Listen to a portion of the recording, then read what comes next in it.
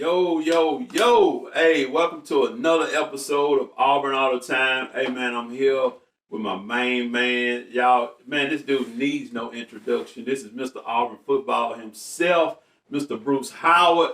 Yes, and look, it's yours truly, Rod. Man, look, we back. Man, can you believe it's already week 10? Man, college football is just wrapping up as we see it, man. But listen, we're here to talk about Auburn football. And look, as always, man, we appreciate everybody tuning in. Our viewers, man, y'all showing us so much love. Just continue to click, like, share, follow, notifications, comment, all that stuff, man. Subscribe.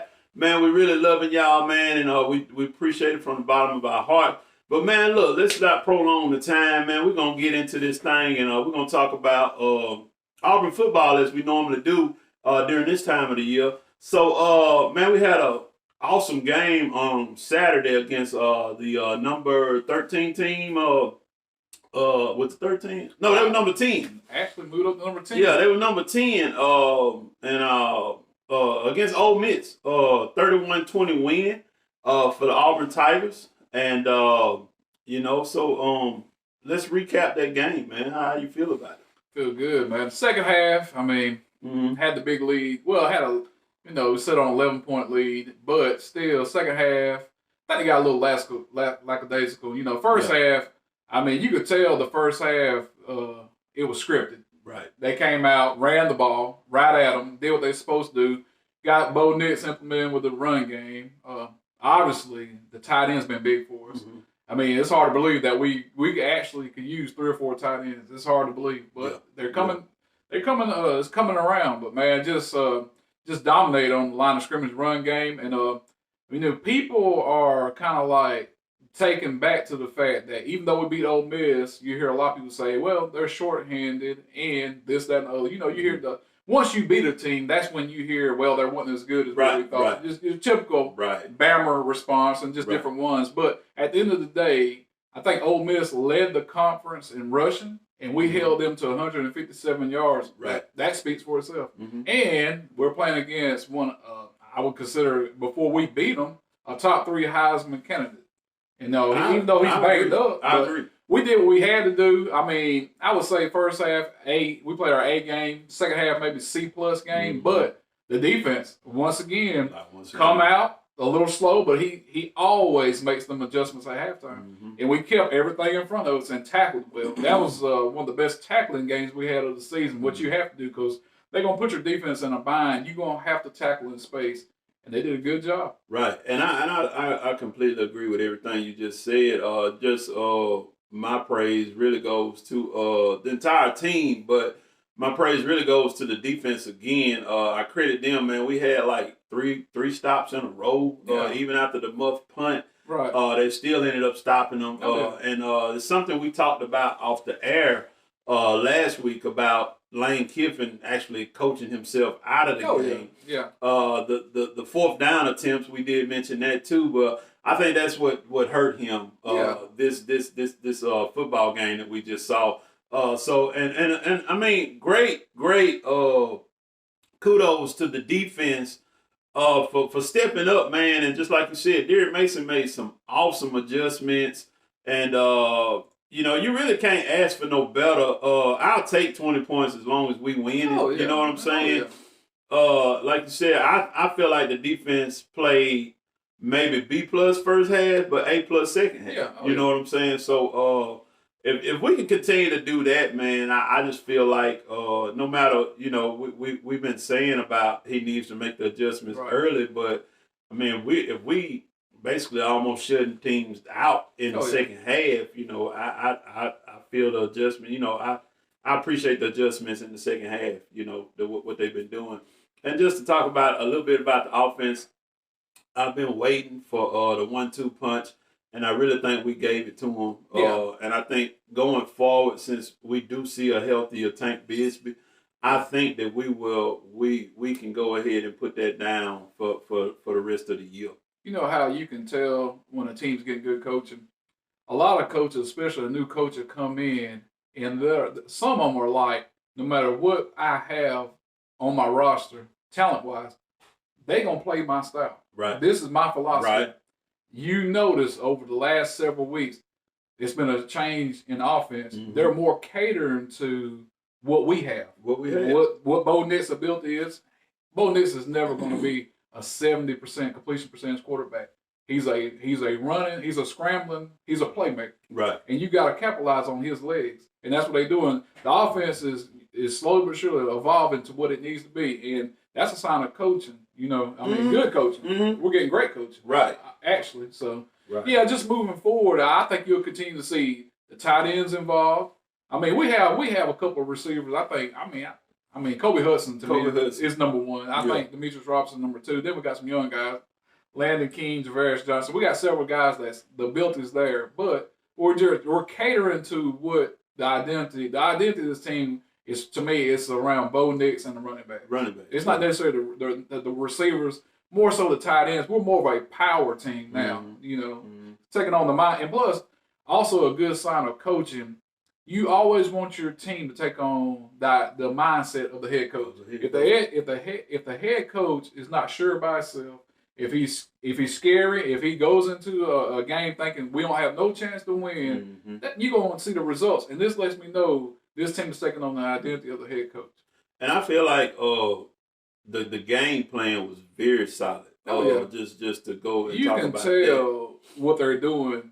They're scripting probably, I would say, the first 12 or 14 plays. It's obvious. Yeah, it is. The way they're executing coming out of these games, right. I mean, it's scripted. Right. And they feed off that. They make their adjustments as they go. And that's just, like you said, that's credit toward the coaching because last year, year before last, we didn't see this type of stuff. You know, we come out 3 and out. You know what I'm saying? Yeah.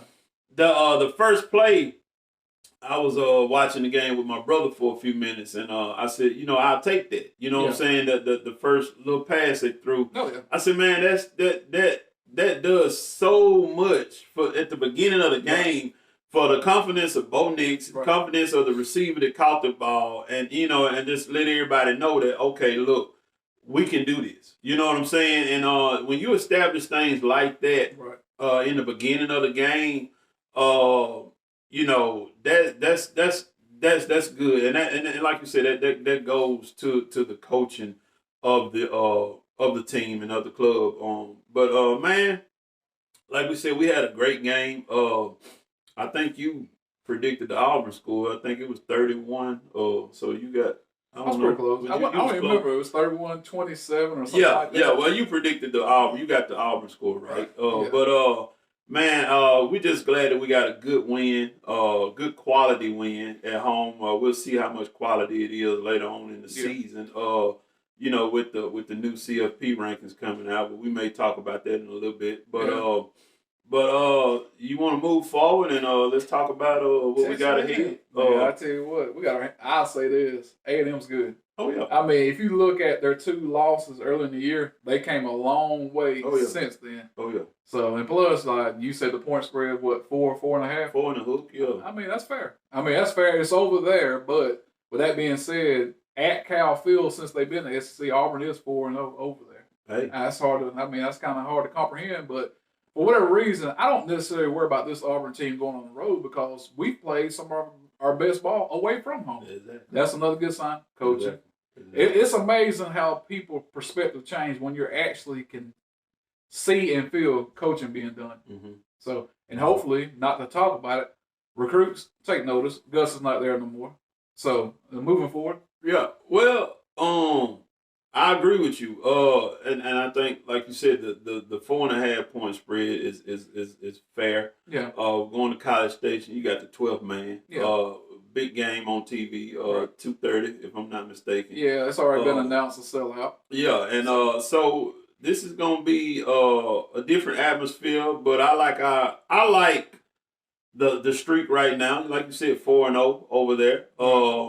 I like it. And like you said, the confidence. Right. That's something that we're building on the road, especially with Bo Nix. If we can get him to come out and produce it the same way he did in Arkansas and LSU, right. I don't think things will be as tough as it was seen to be. But don't get me wrong, I'm not definitely not counting this Texas A&M team out because they got some monsters in their backfield with Spiller and A-Chain and I'm not too much on the Zach Calzada hype, but I mean he's okay. I mean he's if the other quarterback, the freshman Haynes King, yeah. if he was playing, it would probably bother me a little more. He's a scrambling quarterback, right. But I don't even think. I guess suppose I was checking like some of their boards, they think he probably done for the year. Which the other guy, I mean, he beat Alabama. I mean, he had a game of his career. Yeah. So just basically, I mean, they got weapons, like you said. They do. And the thing about them, they settled in on the offensive line. I think they're playing 2 true freshmen. They are. And of course, as the season went along, they've gotten better. But I tell you though, they got the best tight end in the country too. Yeah. And Watermeyer. So they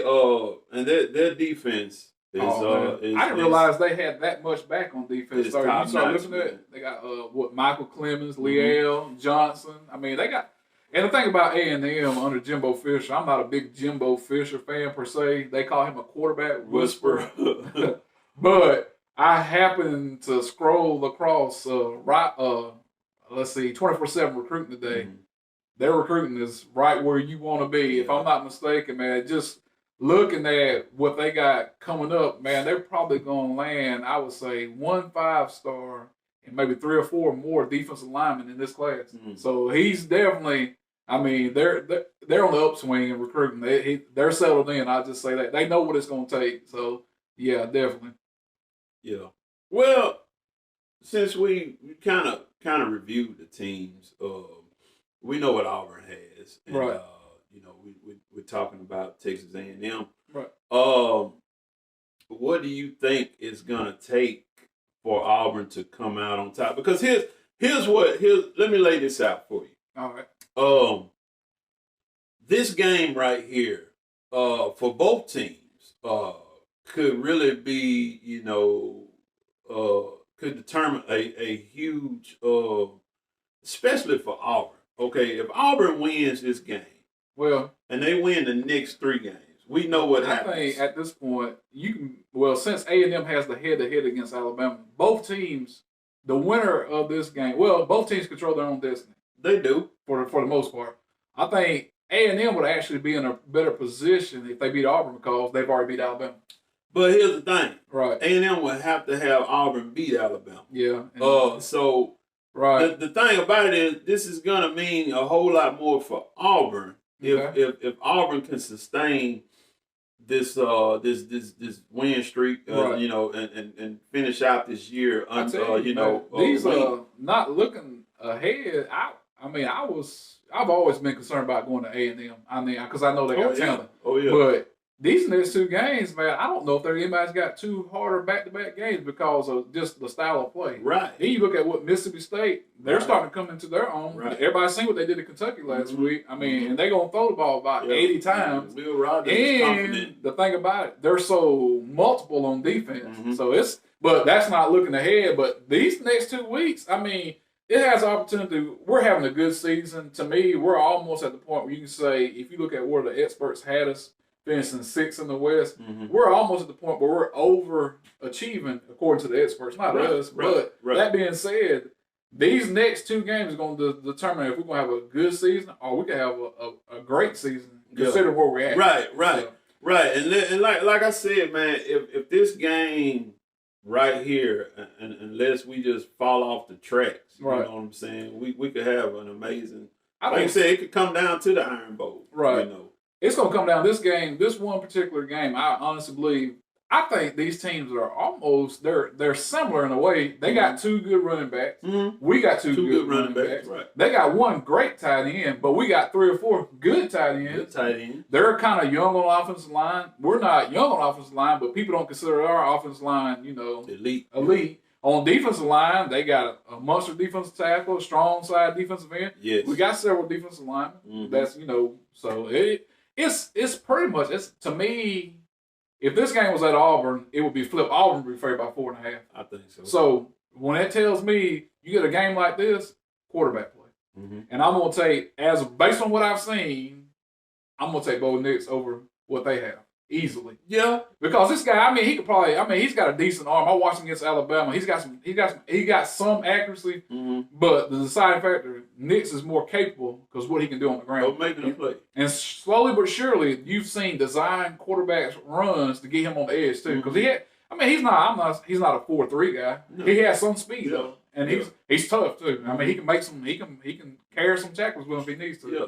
But what I seen from Tank Bisbee last week lets me know that he's back. And obviously, no matter what's being reported, he's been banged up. I mean, because he's got that burst back now to me. Yeah, so, I mean, and when for him to even think about bouncing it outside of some of those plays, that lets you know his confidence is back. Right. He's got confidence in his body. Well, for one, we tried early in the season to bounce him outside too much. He is a in between the tackles runner to me all the way. Now he can get in there, then kick it out once he sees the play develop. But he needs running right at him. All this outside stuff, basically all that what Gus was running. Right. We try to start the season off running some of that. But slowly but surely, we're starting to cater more to that inside power running game, which I mean, it is what it is. Because he is a true one-cut back. I mean, he's one of those backs that, he's going to give you that and take it away, and he's gone. He's got more power for a guy. He's only probably, 205, I guess, and he's got a lot of power in that 205. Right. If you look at just a pure home run threat, he's not that home run threat to me. Hunter's the home run threat. He's got that extra gear. Yeah. So, but yeah. With that being said, I mean, it is what it is. It's prediction time. You think it's prediction time? Yeah, man. We sit up here. One of the issues that I know that a lot of people, I mean, which we take all comments, we take them for what it's worth. We're always trying to improve. We have been going a little long. I mean, on certain things, but time flies. Man, it does, man. When you're having fun. Having fun. And we can talk about it, man. You got that passion, but, we're working on timing, you know what I'm saying? Yeah, so, plus, my co-host, I mean, it's a very important day. It's a work night for him, too. Man. So, we got to just be in prayer for him that he makes it through and have a good work day. I will. Yeah, it's all good. So, prediction time, I guess you threw it over to me. Oh, yeah, why not? I'll go ahead and catch it, bring it in. And like we said, College Station, 12th man. Sell out. 230 games, sell out. I would say at least, I don't know the exact number, I'm going to say 110,000 people. 110,000 folks. Yeah. We know they're going to be up for this game. And this game has big implications to it. I mean, if both coaches are preaching that to both teams, this game is extremely important. Both teams 6-2. Yeah. Right now, I mean, well, it ain't gonna change until for Saturday. But right now, man, I got this game being very close. Yeah. Man, I'm gonna go 27-24. Oh my God. Auburn. Okay, I love it. I just think we still ride the Bo Nix high. Yeah. As some people say, I may not say it, but Auburn Jesus. yeah, I know what you mean. But hey, we're gonna ride him out. But I think if we get him a solid dose of Tank and Hunter, and stretch him out and get Bo Nix, like you said, man, let's just keep let's just keep this Mike Bobo offense evolving. And we may see some different stuff. But I just feel like if we stay grounded, we'll be okay. Yeah, I'm right there with you. Believe it or not, great minds think alike. The only difference is I said going into, which I told people all week, once I make a prediction, I stick with it. I don't change. It is what it is. I said 28-24, but a good friend of mine said, which I don't want to mention his name, he said I don't have to, but he told me he's been pretty spot on all year with Auburn. He had actually told me that he thought Auburn would beat Ole Miss by 10. Wow. So he's been. So with that being said, he told me, former coworker of mine, he said 30-27. So Auburn. So we're right there where we need to be. Yeah. Right where we need to be. So I mean, we're feeling good. I mean, and the thing about it, this is something too that I always like keeping in mind. There is a ton of recruits going to be at this game, obviously for A&M. Yeah. But what happens when you have a lot of these guys there at these games? They take advantage of the free trip. what you want to do, you always want to be like in a position. You want to always play your best ball on the road too. Right. But with that being said, you never know. Even though that particular recruit is there to visit A&M, it might something that we're doing may catch the eye. Right. And you always want to leave that in the back of a recruit's mind because you never know how that'll pay off down the road. You're right. Well, man, there you have it. We've given our predictions. Another great episode of Auburn All the Time. Hey, before we go, I didn't tell you before we got here, but shouts out to the Gaston City Youth Titans A-team. Man, we the Super Bowl champions this year. Man, I didn't know that. So, man, my boys worked so hard. Man, we took our Buckhorn up in Albertville. Man, matter of fact, if you ever get a chance to visit Albertville, man, they have an awesome sports complex up there. Yeah, the Sandmount Amphitheater. Hey, man, if y'all ever get a chance just to drive up there, man, go check that out, man. It is great for just sports activities, and it's great what they're doing for the youth. But, yeah, man, shouts out to Gaston City Titans youth football program, 18. We took home the trophy. And with a score of 46-34 against the Buckhorn Bucks. And, man, very hard-fought game, but I'm proud of my boys. It was a great season. Want to give a shout-out to y'all, man. I love y'all. Y'all made this year very special for me and my son, which this is his last year playing youth football. But, yeah, man, that's all I got, man. But, well, what you think about the first rankings in the CFP? It's fair. It's fair. It about just reflect the AP poll. I think the AP poll, Auburn's 12, college football rankings right. 13. That's about what you want. But I'll say this: if we go to A&M and win, we will be inside the top 10 next week. Should be. So depends what happens. This ain't just the greatest weekend for games, but there's a few to keep an eye on. But other than that, until next time, War Eagle. War Eagle. Hey.